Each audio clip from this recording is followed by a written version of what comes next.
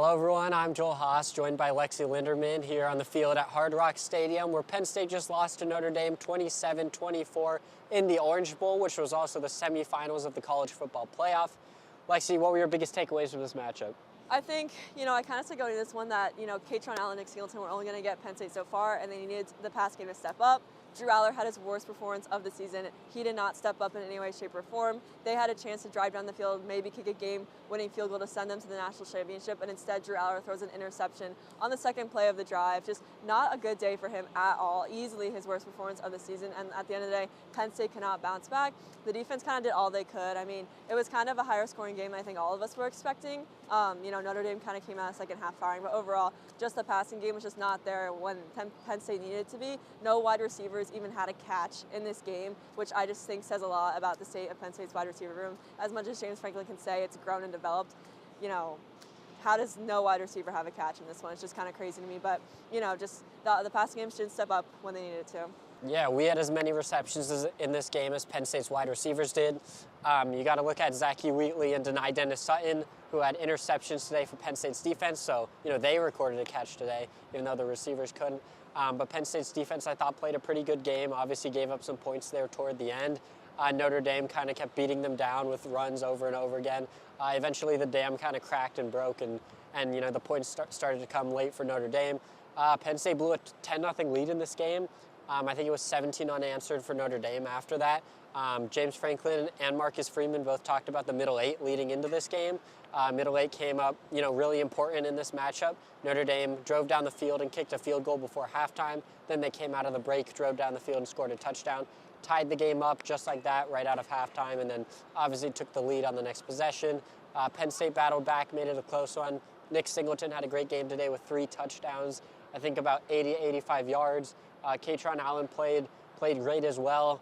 I think both of them were really clicking during that kind of second, third quarter period, and then once we got into the fourth quarter, they kind of faded off a little bit. But Tyler Warren offensively obviously was a big contributor, as he's been all season.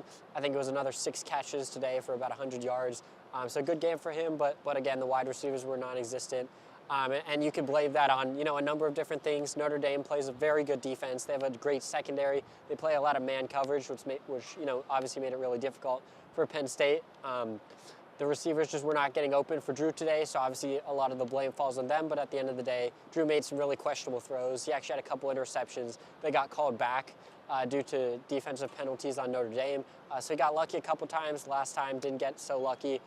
Ended up being an interception for Notre Dame to turn the ball over and effectively end the game. Notre Dame ends up getting a field goal off of that to win this one, kind of walk it off in the Orange Bowl. So Notre Dame's headed to the national championship.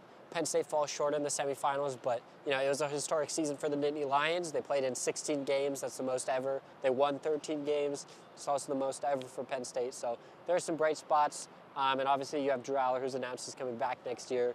There's a lot of other guys who still have to make that decision, but you could have a pretty good squad returning next year, and obviously Penn State's already brought in a couple of transfer wide receivers.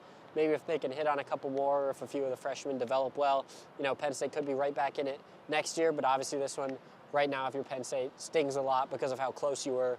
You had that 10-0 lead early in the game, end up blowing it and losing the game in close fashion. But that wraps up a historic season for Penn State where they broke a lot of records, whether it was as a team or some individuals who had great seasons. Specifically, Tyler Warren broke almost every program record when it comes to receiving, if not all of them. So that concludes Penn State's 2024 campaign. That's it for us from Hard Rock Stadium. But we appreciate you guys for tuning in, following with our coverage all throughout the season. If you enjoyed this video, please make sure you like and subscribe.